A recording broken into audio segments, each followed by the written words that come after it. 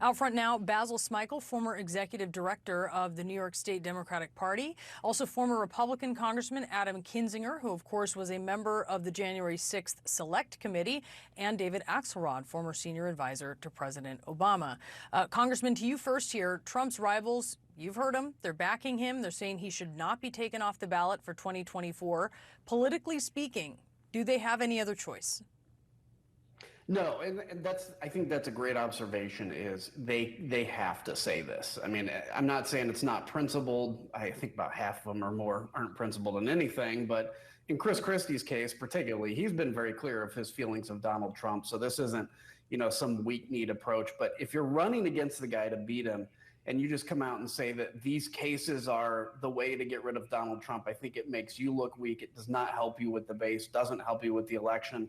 And I think, aside from the legal question, because ultimately that's a Supreme Court decision, I think this is probably good for Donald Trump politically, because he's a professional victim, a professional whiner and bellyacher.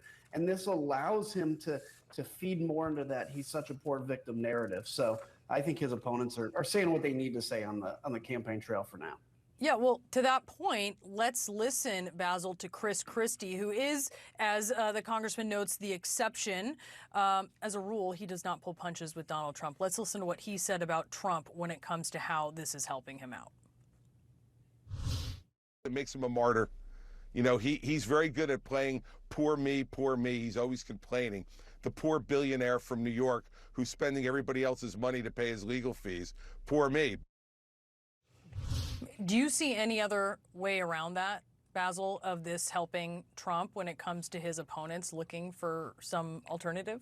No, I think to the Congressmember's point, look, there's this rush for some of the Republican candidates to try to find some way to distance themselves from Donald Trump. Some have done it well, like Chris Christie, others not so much.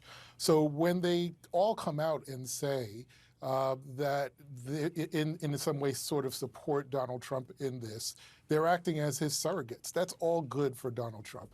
The fact that Trump has said for so much time now, so many months, that he is a martyr when he goes to his supporters and says, I'm doing this for you, I'm going through this for you.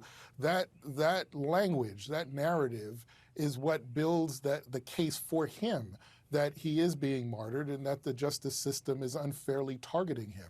That is red meat for his base. I don't think that any of the GOP candidates for the nomination are going to, they're not necessarily going to get any votes, but they're going to keep from getting lambasted by MAGA supporters by saying this. And so I just think that they look like Trump supporters in all of this, and it's still all good for Donald Trump. David, I wonder if you have any concerns about the flip side of this, that we could start to see Republican states trying to keep Joe Biden off the ballot in 2024, maybe other Democrats in future elections. Well, look, every norm that you shred is hard to reassemble. So, there's always that concern. But just generally here, I would say that I've always believed that Trump, a lot of the motivation for his candidacy was as a legal defense strategy. He knew that he was in jeopardy of being indicted on a number of different things. And he wanted to set up a construct that has worked very well for him, which says that, they're coming after him because he's running for president and they're trying to prevent him from being president. And this, of course, is the most blatant example in his telling that a state elected official in Maine can throw him off the ballot, that a court in Colorado can.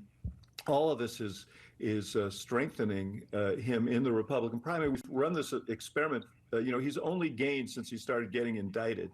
What you thought might be kryptonite for him has turned out to be battery packs. And this is a big one for him. Presumably the Supreme Court will deal with it fairly quickly. And I expect that they will leave him on the ballot. And yes, Brianna, I have very, very strong reservations about all of this. I do think it would rip the country apart if he were actually prevented from running, because tens of millions of people want to vote for him. I think if you're going to beat Donald Trump, you're going to probably have to do it at the polls. David, what about the issue? Ron DeSantis suggested again today he would pardon Trump if he's elected. Nikki Haley also said yesterday she would pardon Trump to help move the country forward. what do you think about that when you're worried about things ripping the country apart? And I see the congressman shaking his head. I want to get all of you in on this, but David, to you first real quick.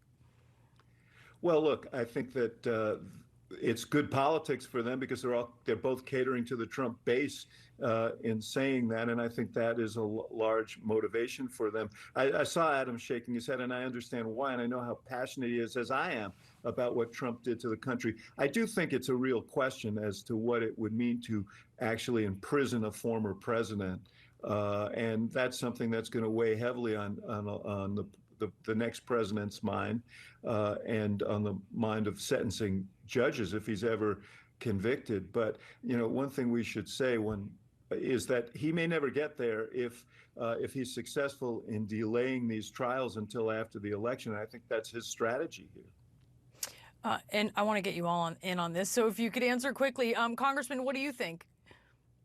Yeah, I mean, I just think, look, if you're going to pardon him, fine, whatever. They shouldn't. But the bottom line is, Nikki Haley stressing that she would pardon Trump, not ruling out that she would be his VP. Like, what is she running as? Like, that's the point. At least say, I'll give it some time and see the situation. Don't just say, like, oh, yeah, I'm going to pardon him. You don't know the evidence right now. Basil, what do you think? Well, if you're going to say that you're going to pardon him, but at the same time you're also saying that he's being treated unfairly in the court, my feeling is, why run against him in the first place? Where are you differentiating yourself from him? I think it would be horrible for the country if he were to be pardoned, because ultimately, where is the accountability for his actions? And voters are going to be thinking and paying attention to that. Yeah, they certainly will be. Basil, Congressman David, thank you so much to all of you for the great discussion. I appreciate it.